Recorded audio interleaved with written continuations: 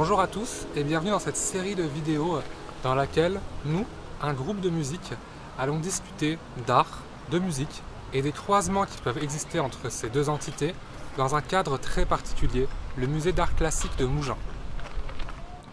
Salut, on est les membres de Wishes Wellinel et à l'occasion de la fête de la musique et de la sortie de notre EP au début de l'été, on va discuter du rapport entre l'art et la musique, le tout ponctué d'extraits musicaux dans le musée de Mougins. Ces extraits musicaux ils sont bien évidemment issus de notre EP qui va sortir en ce début d'été 2023 et on a voulu filmer ça dans un musée tout simplement parce que notre musique s'inspire vraiment de l'art en général, l'art visuel, l'art antique, etc. Bonjour à tous, alors pour cette vidéo on se trouve à côté de La Vénus par Andy Warhol. Andy Warhol, vous le connaissez sûrement pour son travail artistique, les boîtes de soupe notamment, œuvre extrêmement connue. Nous aujourd'hui on va parler de Andy Warhol dans le monde de la musique. Vous savez qu'il a collaboré avec le Velvet Underground, les Rolling Stones et John Lennon. Il a fait des pochettes d'albums pour ces groupes, donc à partir de ça, on va se poser quelques questions. Andy Warhol, on le connaît pour son travail artistique, des arts graphiques, les soupes notamment, c'est sûrement son œuvre la plus connue. Mais il a aussi fait des pochettes d'albums, donc la plus connue c'est celle du Velvet Underground. Avec les bananes, c'est ça? Avec la banane. C'est une banane qui a fait C'est une banane. D'ailleurs, il y a une légende qui dit que sous cette banane, tu l'as retirée, c'était collé avec du scotch, enfin de la colle, et cette colle, elle contenait du LSD. Donc tu enlevais la banane. Ah, parce que c'est vraiment à l'époque du rock psychédélique. C'est 67, 68 cet album, donc c'est vraiment, ça y allait quoi. Du coup, les artistes comme Warhol, comme d'autres, Basquiat typiquement, qui font des pochettes d'albums.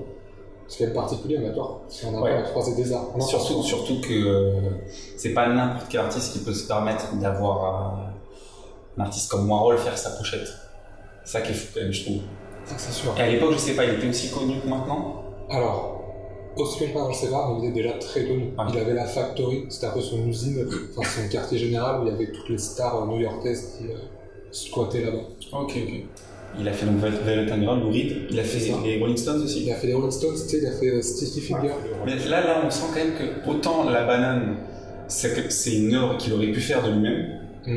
Là, on sent qu'il s'est quand même un peu imprégné de l'ADN des Rolling Stones, tu vois ce que je veux dire? Je vois ce que dire. Tu sens qu'il y a vraiment, on est à la croisée des chemins. C'est le rock'n'roll, quoi, tu vois. C'est quoi? C'est une sorte de jean slim. Ouais, c'est ça. Ça fait très. Alors, c'est pas la même époque, ça fait très Springsteen, je trouve. Oui, la pochette avec le jean. C'est ça, ouais. Sauf que là, c'est le dos. Oui. Il y a aussi l'inverse. Moi, notamment, l'album qui me vient en tête, c'est le dernier album des Strokes qui est sorti en 2020, De Nuit Normal, où c'est une œuvre de Basquiat. Je crois même qu'elle est tronquée. Il n'y a peut-être pas l'intégralité, je suis pas sûr. Et là, c'est intéressant parce qu'il n'y a même pas écrit le nom de l'album, ou peut-être en tout petit en bas, mais non, je crois que c'est. Il y a vraiment juste la pochette. Ouais.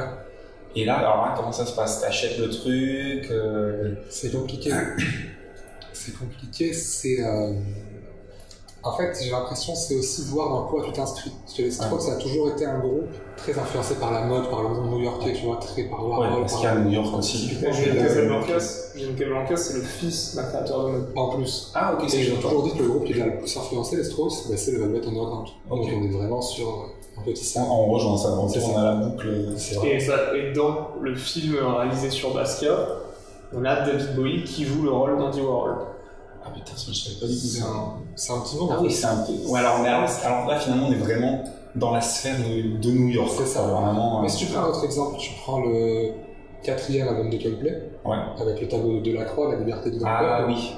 Et en fait, si t'écoutes un peu les paroles de l'album, j'ai vraiment l'impression que quand les artistes, c'est une interprétation, hein, je me permettrai pas de parler en leur nom, mais quand les artistes prennent une œuvre, c'est pour faire passer un message, tu vois, c'est pas juste esthétique. C'est pour s'inscrire dans une mouvance. Après, celui de Basquiat, c'est quand même très abstrait, quoi. Mais ça va avec l'album, Et il a une signification, le tableau de base.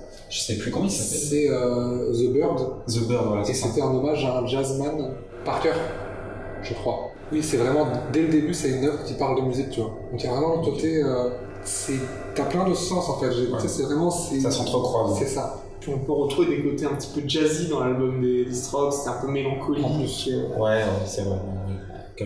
C'est vrai que les Strokes, c'est un groupe de rock qui a été influencé par beaucoup d'autres styles que le rock. C'est ça. C'est pas qui se moque les trucs.